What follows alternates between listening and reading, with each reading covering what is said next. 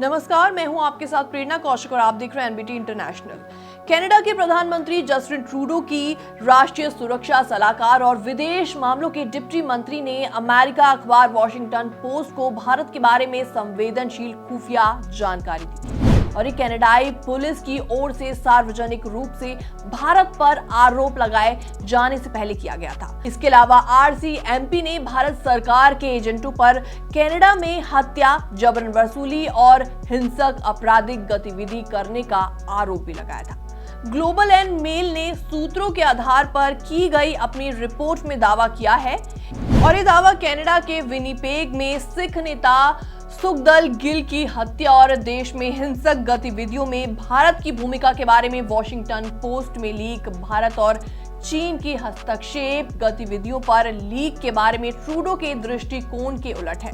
पिछले हफ्ते ही ट्रूडो ने चुनावी प्रतिक्रिया और लोकतांत्रिक संस्थाओं में विदेशी हस्तक्षेप की सार्वजनिक जांच के सिलसिले में गवाही देते हुए बताया था कि साल 2023 में विदेशी हस्तक्षेप के बारे में वर्गीकृत जानकारी leak the Globe and Mail को दी गई थी।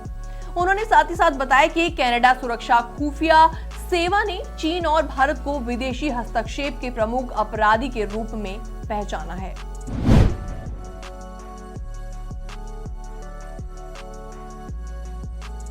इसके अलावा रिपोर्ट के मुताबिक ट्रूडो की शीर्ष राष्ट्रीय सुरक्षा और खुफिया सलाहकार नथाली ड्राइन और विदेश मामलों के डिप्टी मिनिस्टर डेविड मॉरिसन ने वॉशिंगटन पोस्ट को कनाडा में भारत के हस्तक्षेप के बारे में जानकारी दी थी और ये आरसीएमपी कमिश्नर माइक ह्यूडेम के प्रेस कॉन्फ्रेंस से पहले किया गया था। वॉशिंगटन पोस्ट ने उसी दिन कनाडाई अधिकारियों के हवाले से दावा किया था कि कनाडा ने भारत को सुखदल सिंह गिल की हत्या से जोड़ा था, जिन्हें 2023 20 सितंबर को विनिपेग में गोली मार दी गई थी। इसके अलावा 14 अक्टूबर के संवाददाता सम्मेलन में कमिश्नर ह्यूडेम और सहायक आयुक्त ब्रिगिट गोविंद ने कहा कि उनके पास भारतीय अधिकारियों को हिंसक अपराधों में शामिल करने के स्पष्ट सबूत हैं।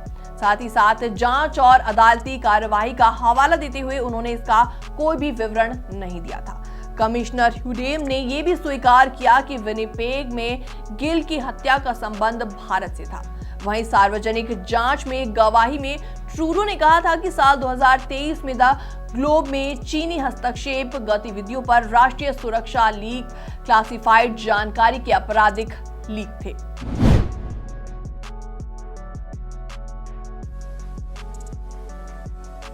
इसके अलावा प्रीवी काउंसिल के मीडिया अधिकारी डैनियल ने कहा था कि सार्वजनिक डोमेन में रिपोर्ट दी गई थी, कोई भी जानकारी वर्गीकृत खुफिया जानकारी का नतीजा नहीं है। इसके अलावा CSIS के पूर्व वरिष्ठ अधिकारी ड्रैन गिल की हत्या की जानकारी को खुफिया लिंक के रूप में वर्गीकृत माना गया क्योंकि ये वॉशिंगटन पोस्ट की रिपोर्ट तक सार्वजनिक डोमेन में नहीं था। ये खुफिया जानकारी है तो इसे सुनिश्चित रूप से वर्गीकृत किया जाएगा। भारत सरकार ने कनाडा पर बिना किसी तथ्य के दावे करने का आरोप लगाया है और ओटावा पर राजनीतिक लाभ के लिए भारत को बदनाम करने की सोची समझी रणनीति का आरोप लगाया है। इसके अलावा आरसीएमपी के 14 अक्टूबर के आरोपों के बाद भारत के उच्चायुक्त संजय कुमार वर्मा सहित 6 राजनयिकों को वापस बुला लिया गया। फिलहाल इस खबर में बस इतना ही। बाकी वर्ल्ड से जुड़ी छोटी और बड़ी खबरें देखने के लिए जरूर सब्सक्राइब करें एनबीटी इंटरनेशनल।